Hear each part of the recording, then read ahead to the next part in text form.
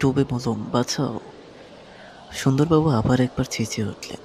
তিনি বেশ অনুভব করলেন দুখানা অস্ত মর্ষার, কিন্তু লোহার মতো কঠিন এবং বরফের মতো ঠান্ডা কনকনে বাহু তাকে জড়িয়ে ধরে পাতালের দিকে টানছে, ক্রমাগত টানছে। দারুণ ভয়ে আচ্ছন্ন হয়ে তিনি তার দিকে ভালো করে তাকাতে পারছেন না বটে, কিন্তু আবছা আবছা যেটুকু দেখতে পেলেন তাই হলো তার পক্ষে যথেষ্ট। সে হচ্ছে একটা মৃত মানুষের জীবন্ত মৃত মানুষের মূর্তি, আর তার চোখ দুটো হচ্ছে মরা গাছের মতো। রামহরি দু হাতে জল কেটে এগোতে এগোতে স হয়ে দেখল হুম বলে বিকট এক চিৎকারের সঙ্গে সঙ্গে সুন্দরবাবু হুশ করে ডুবে গেলেন, এবং সেই মুহূর্তে পা ঘাও দিলে জলের তলায় ডোব। ওদিকে বিমল কুমার জয়ন্ত ও মানিক ততক্ষণে জলে ঝাঁপ দিয়ে এগিয়ে আসছে, কিন্তু তাদের আর বেশি দূরে এগিয়ে আসতে হলো না। হঠাৎ দেখা গেল সুন্দরবাবু আবার হেসে উঠে প্রাণপণে সাঁতার কেটে তীরের দিকে ফিরে আসছেন। বাঘাও আবার ভেসে উঠছে। রামহরি খুব কাছে ছিল। সে দেখতে পেলে জলের ওপরে খানিকটা রক্তের দাগ, এবং বাঘার মুখও রক্তাক্ত। ব্যাপারটা বুঝে তারিফ করে সে বলল, বাহাদুর, বাঘা বাহাদুর। কিন্তু সেই আশ্চর্য ও অসম্ভব মূর্তিটার আর কোনো পাত্তাই পাওয়া গেল না। সকলে ডাঙার ওপরে উঠল। সুন্দরবাবু, রামহরি ও বাঘা ছাড়া সে বিকট মূর্তিটাকে আর কেউ দেখেনি। সুতরাং আসল ব্যাপারটাই এখনো কেউ বুঝতে পারল না। বালির উপরে হাত পা ছড়িয়ে লম্বা হয়ে শুয়ে পড়ে সুন্দরবাবু হাঁপাতে লাগলেন, হাঁপড়ের মতো। বিমল জিজ্ঞাসা করলে, সুন্দরবাবু আপনাকে কি হাঙরে ধরেছিল? কুমার বলল, না বিমল, তা হতে পারে না। হাঙরে ধরলে উনি অমন অক্ষত দেহে ফিরে আসতেন না। বিমল বলল, সে কথা ঠিক, কিন্তু তবে কে ওকে জলের ভেতর আক্রমণ করতে পারে? সুন্দরবাবু বেদম হয়ে খালি হাঁপান। এখন তার একটা পর্যন্ত বলবার শক্তি নেই। বাঘা গম্ভীর মুখে এসে সুন্দরবাবুর সর্বঙ্গ শোকে বোধ হয় পরীক্ষা করে দেখলে যে তার দেহ অটুট আছে কিনা। পরীক্ষার ফল নিশ্চয়ই সন্তোষজনক হলো, কারণ ঘন ঘন লেজ নেড়ে সে মনের আনন্দ প্রকাশ করতে লাগলো। জয়ন্ত বলল, এখানে জলের ভেতরে অক্টোপাস থাকে না তো? রামহলি বললে, কি বললেন? অক্টোপাস? তাকে কি মানুষের মতন দেখতে? মোটেই নয়। তোমাকে কতটা বোঝাবার জন্য বরং বলা যায়, তাকে দেখতে অনেকটা বিরাট ও অদ্ভুত মাকড়সার মতো। সমুদ্রের জলে তারা লুকিয়ে থাকে, আর আটখানা পা দিয়ে জড়িয়ে শিকার ধরে মাংস রক্ত শুষে খায়। না বাবু না, আপনি যে কিস্তব কিমাকার জানোয়ারের কথা বললেন, নিশ্চয়ই সেটা ভয়ঙ্কর। কিন্তু সুন্দরবাবুকে যে জড়িয়ে ধরেছিল তাকে দেখতে মানুষের মতো। বিমল হো হো করে হেসে উঠে বলল, কি যে বলো রামহরি, মানুষ কি জলচরছে? জলের ভেতর থেকে আক্রমণ করে সে কি এতক্ষণ ধরে জলের তলাতেই ডুব মেরে থাকতে পারে? মানে মুখ ফিরিয়ে দেখলে সে বিশাল হৃদের মতো জলধারে একেবারে স্থির হয়ে রয়েছে। তাদের জাহাজ আর লাইফবোট ছাড়া তার ওপরে আর কোনো জীবজন্তুর চিহ্ন মাত্র নেই। বিমল ঠিক কথাই বলছে। সুন্দরবাবুকে যে আক্রমণ করেছ নিশ্চয়ই সে মানুষ নয়। রামহরি ধীর সুরে বলল, না খোকাবাবু, আমি মিছে কথা বলিনি। সে মানুষ কিনা যায় না, কিন্তু তার চেহারা মানুষের মতোই। সুন্দরবাবু কোমর সে নিচে থেকে দু হাতে আঁকড়ে ধরেছিল। কাচের মতো পরিষ্কার জলে তার হাত, পা, মুখ, দেহ বেশ দেখা যাচ্ছিল। এতক্ষণ পরে সুন্দরবাবুর হাঁপ ছাড়া হলো সমাপ্ত। দু হাতে ভর দিয়ে উঠে বসে তিনি বললেন, রামহরি কিচ্ছু ভুল বলছে না। আমাকে ধরেছিল একটা জ্যান্ত মরা মানুষ। জ্যান্ত মরা মানুষ? হ্যাঁ, আমি তাকে সচক্ষে দেখেছি, একেবারে আসল মরা। আমি তার হাতের ছোঁয়া পেয়েছি, একেবারে কনকনে অস্বাভাবিক ঠান্ডা, কিন্তু সে জ্যান্ত। তার হাতের চাপে আমার দম বন্ধ হয়ে আসছিল। মরা মাছের মতো স্ত্রীর দুই চোখে আমার দিকে সে তাকিয়েছিল। বাপরে, ভাবলে এখনো গায়ে কাটা দেয়। রামহরি বললে, জ্যান্ত মরা মানেই হচ্ছে পিশাচ। সুন্দরবাবু নিশ্চয়ই কোনো পিশাচের পাল্লায় পড়েছিল। ভাগ্যে আমাদের বাঘা ছিল, তাই এই যাত্রা কোনো গতিতে বেঁচে গেলেন। বাঘার কাছে পিচাস্য জব্দ। সুন্দরবাবু কৃতজ্ঞ দৃষ্টিতে বাঘার দিকে তাকিয়ে বললেন, বাঘা, হায় রে, আমার কাছে আয়।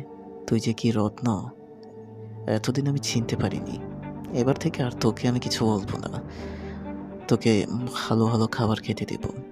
খাসা কুকুর, লক্ষ্মী কুকুর আমার। মানিক বললে, সুন্দরবাবু, আপনি নিশ্চয়ই মৎস্য নারী আর নাগকন্যার গল্প শুনেছেন। সুন্দরবাবু বেশ বুঝলেন মানিকের মাথায় কোনো নতুন দুষ্টমি বুদ্ধির উদয় হয়েছে। তার পেছনে লাগা হচ্ছে তার চিরকালের স্বভাব। বললেন, শুনেছি। কি হয়েছে তো? আমার বোধহয় কোনো মৎস্য নারী কি নাগকন্যা আপনাকে ধরে নিয়ে যেতে এসেছিল। একটু গরম হয়ে সুন্দরবাবু বললেন, আমাকে ধরে নিয়ে কি সে কি করতো? বিয়ে করতো। আপনাকে দেখে তার পছন্দ হয়েছিল কি না? একেবারে মারমুখ হয়ে সুন্দরবাবু বললেন, চোপড়াও মানিক, চোপড়াও। তোমার মতন দাদর আমি জীবনে আর দেখিনি। আমার হাতে একদিন তুই মার খাবে যেন।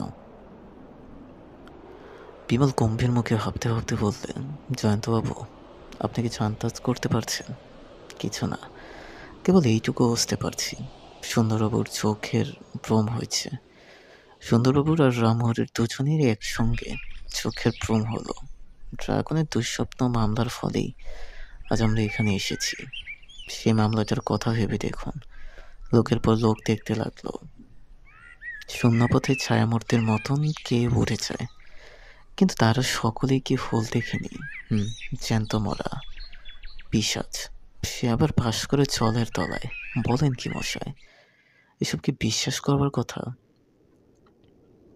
বিশ্বাস আপনাকে কিছুই করতে বলছি না জয়ন্তবাবু, কিন্তু আমার মনে হচ্ছে এই ব্যাপারটার মধ্যে কোনো অলৌকিক বা অসাধারণ রহস্য থাকলেও থাকতে পারে। জীবনে অনেকবার আমাকে আর কুমারকে এমন সব ঘটনার মধ্যে গিয়ে পড়তে হয়েছে, যা অলৌকিক ছাড়া আর কিছুই নয়। বলতে কি, অলৌকিক ব্যাপার দেখে দেখে এখন আমাদের গা শোয়া হয়ে গেছে।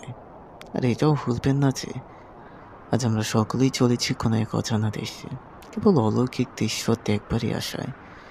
এখন আমরা সেই অমৃত দ্বীপের খুব কাছে এসে পড়েছি। আজ হয়তো এখান থেকেই অলৌকিক রহস্যের আরম্ভ হলো। ওই শুনুন, জাহাজ থেকে আবার আমাদের ডাকছে। সন্ধ্যা হয়েছে, আর এখানে নয়। বামজাতীয় একদল গাছের ফাঁক দিয়ে পূর্ণিমা চাঁদের মুখ উঁকি মারছিল সকৌতুকে। জলে স্থলে শূন্যে সর্বত্রই জ্যোৎস্নার রূপলেখা পড়েছে ছড়িয়ে, এবং দিনের সঙ্গে রাতের ভাব হয়েছে দেখে অন্ধকার আজ যেন ভয়ে নিজ মূর্তি ধারণ করতে পারছে না। সকলে একে একে লাইফ বোল্টে গিয়ে উঠল। হৃদের স্বচ্ছ জলভেদ করে চাঁদের আলো নেমে গিয়েছে নিচের দিকে, কিন্তু তাদের দৃষ্টি সেখানে। যাকে খুঁজছিল তাকে দেখতে পেলে না। তবু একটা ভয়াবহ অসম্ভবের সম্ভাবনা হৃদের নীলিমাকে করে রেখেছিল রহস্যময়। চাঁদের বাতি নিভিয়ে দিয়ে এক অরুণ প্রভাত মহাসাগরকে আলোময় করে সে পূর্বাকাশে এঁকে দিল তরুণ সূর্যের রক্ত তিলক। জাহাজ বেগে ছুটেছে অমৃত দ্বীপের উদ্দেশ্যে।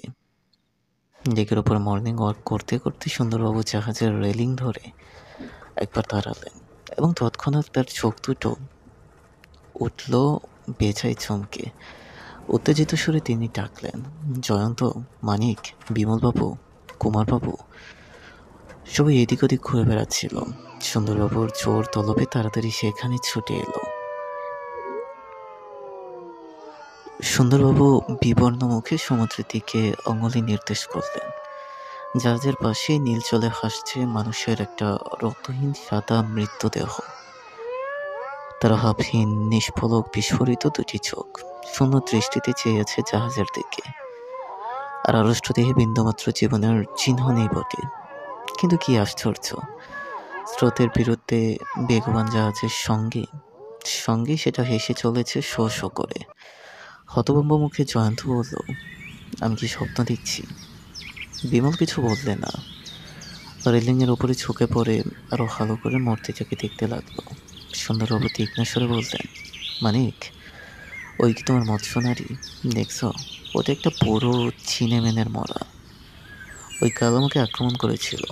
মানিক বলল, নিশ্চয়ই। ও বোম্বেতে জাহাজের যাত্রী ছিল। কালকের টাইফুনে জলে ডুবে মারা পড়েছে।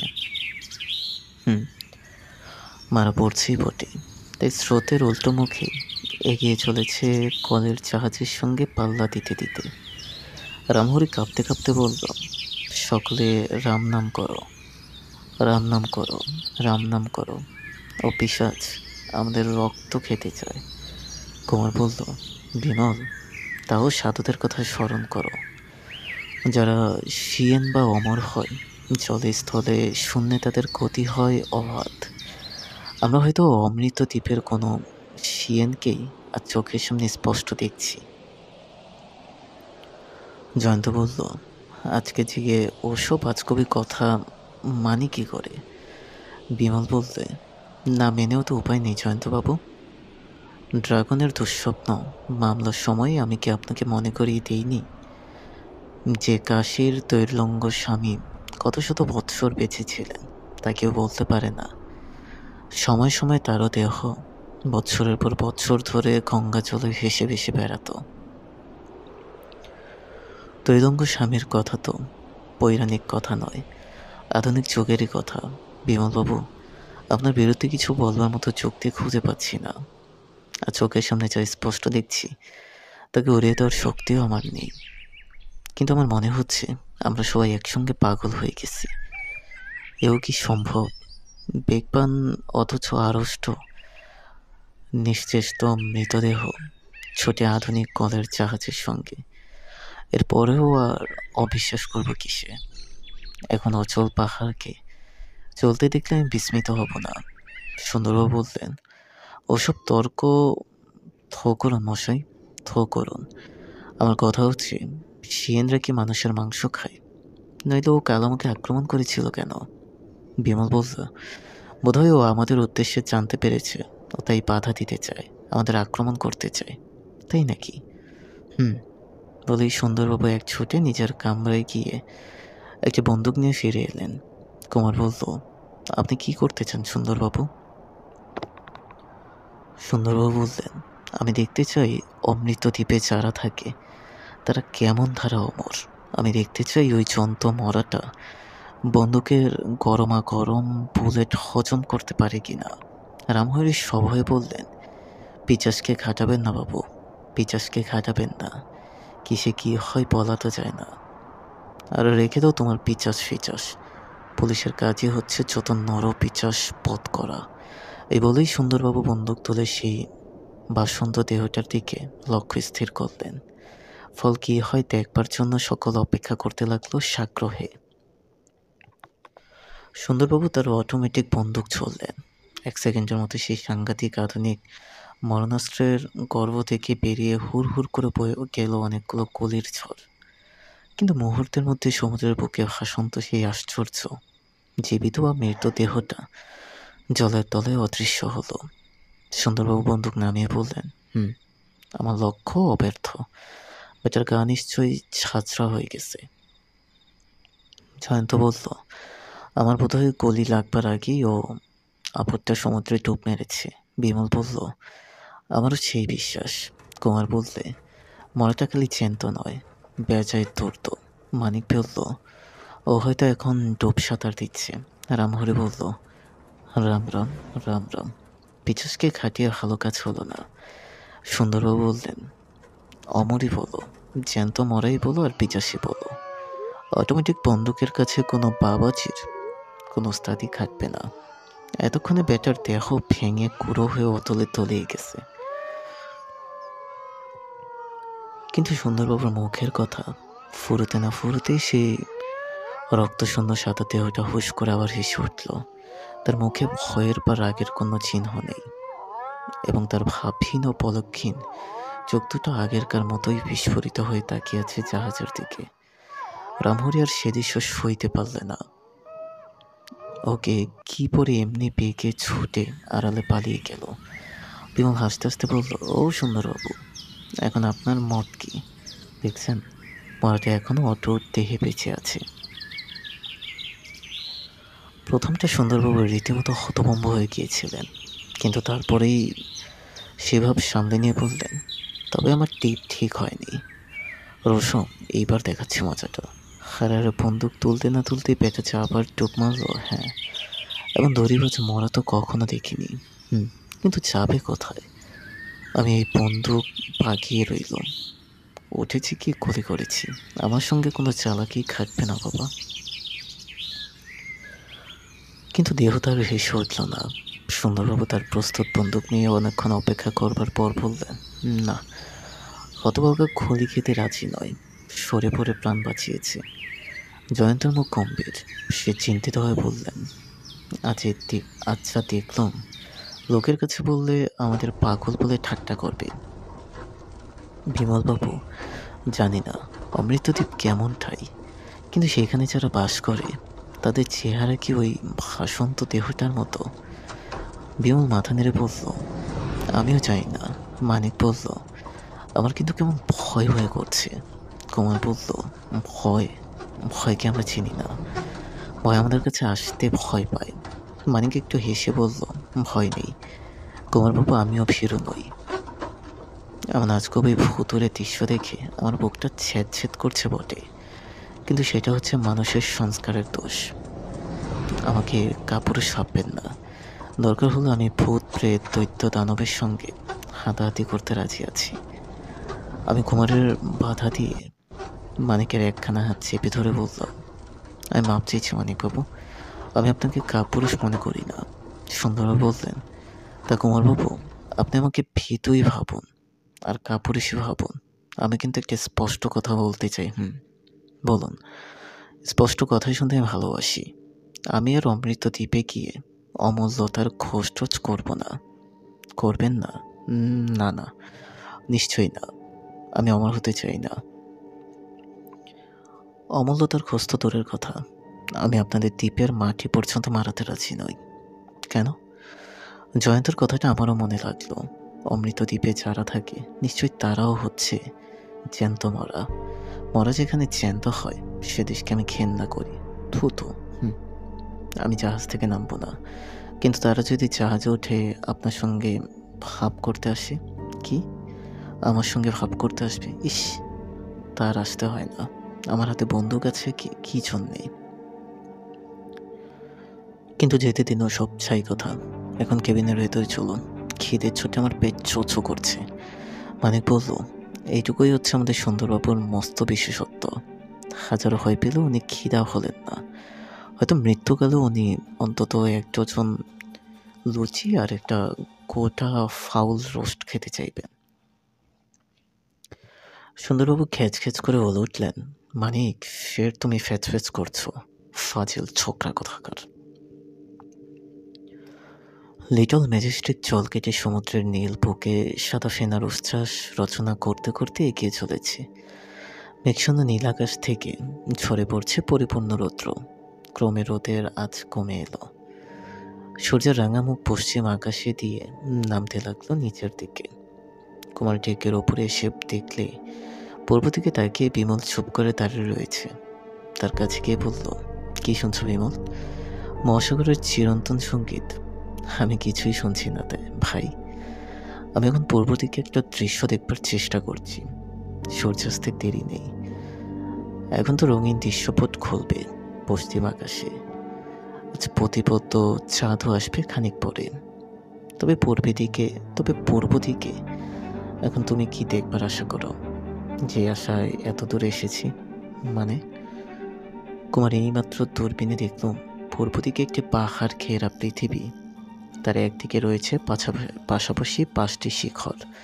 আমি সেই দিকেই তাকিয়ে আছি। খালি চোখে ওকে দেখা যাচ্ছে। কিন্তু তুমি ভালো করে দেখতে চাও তো?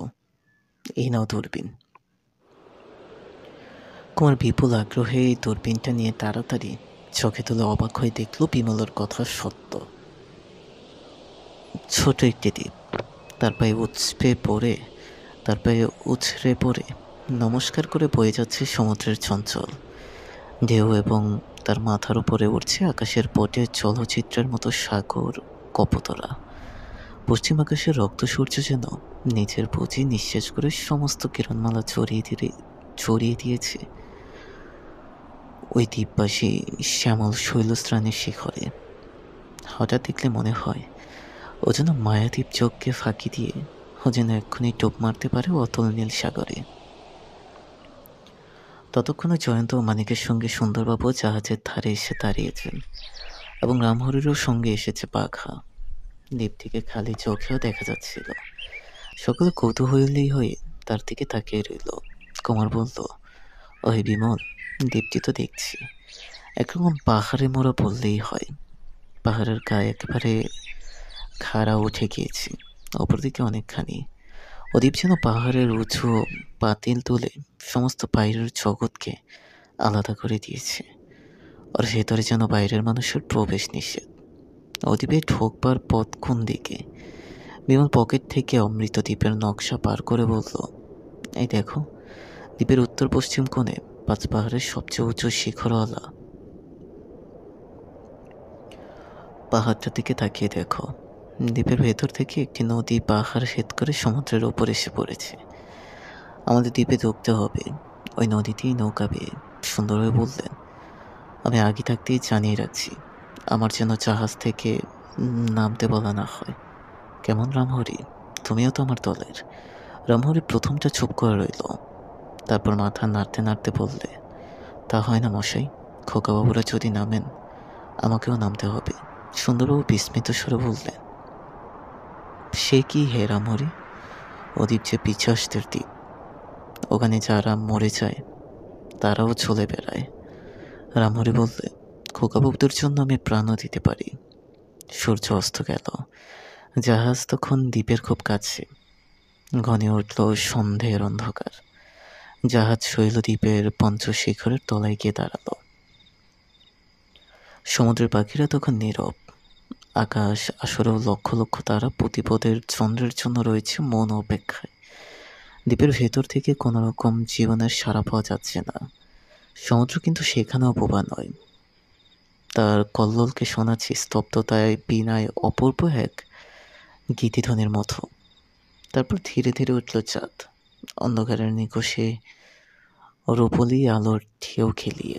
বিমল বলল, জয়ন্তবাবু, দ্বীপে ঢুকবার নদীর মুখেই আমাদের জাহাজ নোঙর করছে।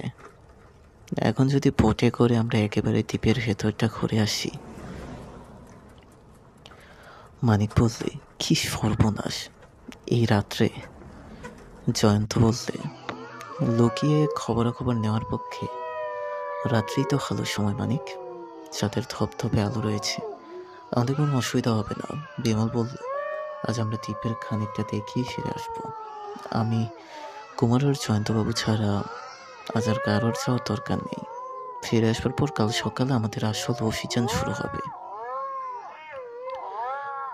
মানিক নারাজের মতন মুখের ভাব করে বলল, কিন্তু যদি আপনারা কোনো বিপদে পড়েন, বিপদের সম্ভাবনা দেখলেই সরে পড়ব, নয়তো একসঙ্গে তিনজনের বন্দুক ছুঁড়ে সংকেত করব। উত্তরে আপনারাও বন্দুক ছুঁড়ে আমাদের জানিয়ে জাহাজের নাবিকদের নিয়ে সদল বলে দ্বীপের ভেতরে প্রবেশ করবেন। চন্দ্রালোকের স্বপ্নজল ভেদ করে তাদের নৌকা ভেসে চলল দ্বীপের নদীতে নাচতে নাচতে। নৌকার তার টানছে বিমল ও জয়ন্ত, হাল ধরেছে কুমার। চুপি চুপি কাজ ছাড়বে বলে তারা নাবিকদেরও সাহায্য নেয়নি। খানিকক্ষণ নদীর দুই তীরেই দেখা গেল পাহারা দাঁড়িয়ে আছে চিরস্তব্ধ প্রহরীর মতো। ঘণ্টাখানেক পরে তারা পাহাড়ের এলাকা পার হয়ে গেল। দুই তীরে তখন চোখে পড়ল মাঝে মাঝে খোলা জায়গা, মাঝে মাঝে ছোট বড় জঙ্গল ও অরণ্য। চাঁদের আলোর দিকে দিকে নানা রূপের মতো মাধুরের ছবি এঁকে রেখেছে, কিন্তু সেদিকে আকৃষ্ট হলো না তখন তাদের দৃষ্টি। দ্বীপের কোথাও যে কোনো মানুষের চোখে সৌন্দর্য উপভোগ করেছে এমন প্রমাণও তারা পেল না। এই দ্বীপ যেন একেবারে জনহীন, এই জন্য সবুজ ক্ষেত্র, বৃহৎ বনস্পতি ও আকাশ ছোঁয়া পাহাড়দের নিজস্ব রাজত্ব। জয়ন্ত বলল, বিমলবাবু, এই যদি আপনার অমৃত দ্বীপ হয় তাহলে বলতে হবে যে এখানকার অমররা হচ্ছে অশরীরী।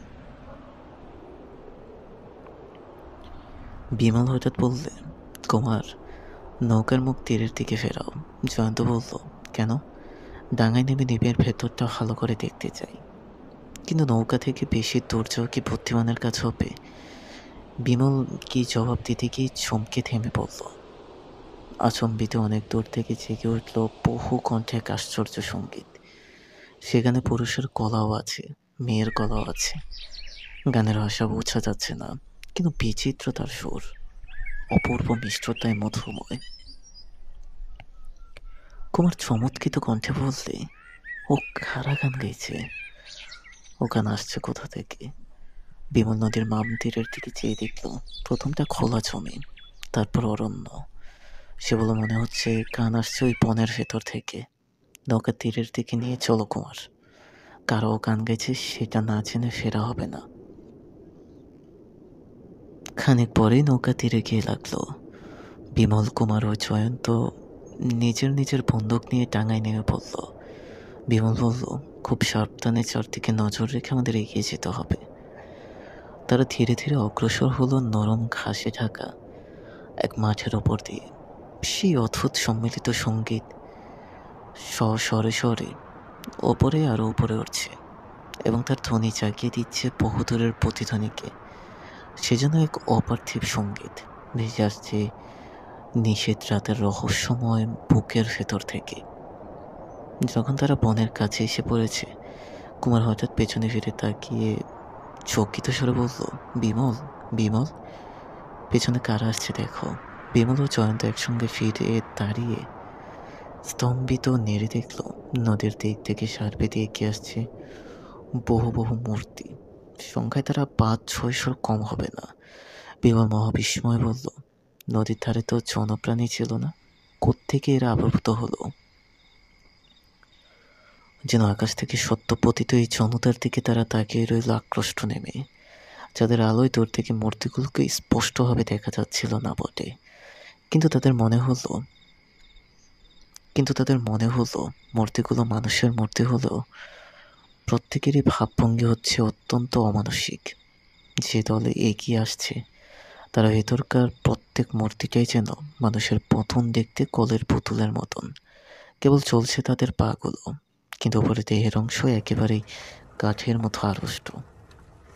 তাদের হাত তুলছে না, মাথাগুলো এদিক ওদিক কোনো দিকেই ফিরছে না। আশ্চর্য, দূর থেকে কেবল এটুকু বোঝা গেল, তারা দেখা গেল খালি শত শত চোখে স্থির আগুনের মতো উজ্জ্বল দৃষ্টি, কিন্তু অগ্নি উজ্জ্বল এইসব দৃষ্টি এবং এইসব আড়ষ্ট দেহের চলন্ত পদের চেয়েও অস্বাভাবিক কেমন একটা অজানা অজানা ভাব মূর্তিগুলোর চারদিকে।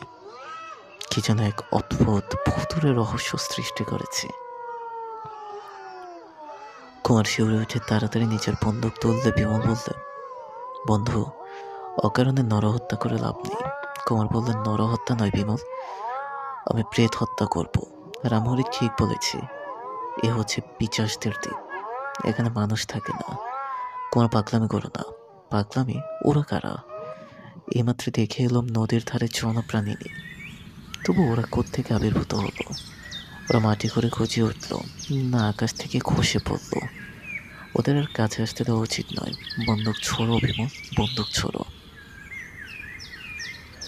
বিমল ঘাড় নেড়ে বলল, কী হবে বন্দুক ছুড়ে? ওরা যদি একসঙ্গে আক্রমণ করে তাহলে বন্দুক ছুড়েও আমরা আত্মরক্ষা করতে পারবো না। উল্টে বন্দুকের শব্দে সজাগ হয়ে দ্বীপের সমস্ত বাসিন্দা এদিকে ছুটে আসতে পারে। জয়ন্ত চমৎকৃত স্বরে বলল, বিমলবাবু, ও কি আশ্চর্য ব্যাপার! প্রায় ৫০০ লোক মাটির উপরে একসঙ্গে পা ফেলে এগিয়ে আসছে, তবু কোনো রকম পায়ের আওয়াজ শোনা যাচ্ছে না। এও কি সম্ভব? না, আমরা কি কালা হয়ে গেছি? কুমার বলল, বিমল, বিমল, তবে কি বিনে বাধায় মানুষের আত্মসমর্পণ করতে হবে? না বন্ধু, এতে আমি রাজি নয়। বিমল বলল, না, আত্মসমর্পণ করবো কেন? আমরা ছোট ওই বনের ভেতরে গিয়ে ঢুকবো। তবে ছোট, ওরা যে এসে বলল। জয়ন্ত বলল, কিন্তু গান গাইছে তারা ওই বনের ভেতরে আছে। শেষকালে যদি আমরা দুদিক থেকে আক্রান্ত হই? বিমল চটপট চারদিকে চোখ বুলিয়ে নিয়ে বলল, মূর্তিগুলো আসছে পশ্চিম দিক থেকে, আর গানের আওয়াজ আসছে পূর্ব দিক থেকে। পূর্ব দিকে কোনো রয়েছে বন, চলুন আমরা ওদিকেই দৌড় দিই। পূর্ব দক্ষিণ কোনো লক্ষ্য করে তিনজনের বেগে দৌড়াতে লাগলো। খানিকক্ষণ পরে বন ও মাঠের সীমারেখা এসে দাঁড়িয়ে পড়ে তারা। আরেকবার পেছনে ফিরে তাকিয়ে দেখলো সেই বিচিত্রমূর্তির বৃহৎ দল দ্রুত বেগে তাদের অনুসরণ করেনি। তাদের গতি একটু বাড়েনি। তারা যেমনভাবে অগ্রসর হচ্ছিল এখনও ঠিক সেইভাবে এগিয়ে আসছে, যেন তাদের কোনো তাড়া নেই। তফাতের মধ্যে খালি এই, এখন তারা আসছে পূর্ব দক্ষিণ দিকে। বিমল আশ্চর্য হয়ে বলল, ওর যে আমাদের পেছন পেছন আসছে সে বিষয়ে কোনো সন্দেহ নেই, কিন্তু ব্যাপার কি বলো দেখি কুমার? ওর তো একটু তাড়াহুড়া করছে না। রাহু যেমন নিশ্চয়ই চাঁদকে ক্রাশ করতে পারবে, যিনি এগুলো ধীরে ধীরে ওরাও অগ্রসর হচ্ছে সেইভাবে, যেন ওরা জানে যত জোরেই চালাই ওদের কেবল থেকে কিছুতেই আমরা পালাতে পারবো না। কুমার বলল, ওদের ধরন ধারণ দেখলে মনে হয় যেন নিশ্চয়ই মৃত্যুর দল, মূর্তি ধারণ করে নিঃশব্দে এগিয়ে আসছে আমাদের দিকে। জয়ন্ত বলল, ওরা কারা তা যায় না, কিন্তু আমাদের এখানে দাঁড়িয়ে থাকা উচিত নয়। বিমল বলল, এখন দেখছি সঙ্গীতের জাহাজ রেখে এসে ভালো কাজ করিনি। রহস্যময় দ্বীপে অদৃশ্য কী আছে জানি না, কিন্তু চলুন আমরা বনের ভেতরে গিয়ে ঢুকি। আর এক দৌড়ে তারা মাঠ ছেড়ে বনের ভেতরে গিয়ে পড়ল। বন সেখানে খুব ঘন নয়, গাছগুলোর তলায় তলায় ও ফাঁকে ফাঁকে দেখা যাচ্ছে খানিক কালো ও খানিক আলোয় খেলা। ঝোপঝাড়ের মাঝখান দিয়ে ফুটে উঠেছে আলো কালো মাথা পথের রেখা, এবং দূর থেকে তখনও ভেসে আসছিল সেই বিচিত্র সঙ্গীতের তান। কুমার বলল, এখন আমরা কোন দিকে যাব? বিমল বলল, পূর্ব পূর্ব দক্ষিণ দিকে আরো খানিক এগিয়ে, তারপর আবার আমরা দক্ষিণ দিকে ফেরবার চেষ্টা করব। বিমলের মুখে কথা শেষ হতেই সারা অরণ্য যেন চমকে উঠল। কি এক পৈশাচিক হো হো হাসছে। তাদের আশপাশ সম্মুখ পেছন থেকে ছুটল হাসির হররার পর হাসির হররা। সে বিকট হাসির স্রোত বইছে যেন পায়ের তলা দিয়ে। সে হাসি যেন ঝরে ঝরে পড়ছে শূন্যতল থেকে। সে হাসি ধাক্কায় যেন চঞ্চল হয়ে উঠল বনব্যাপী আলোর রেখা, কালোর রেখা। বিমল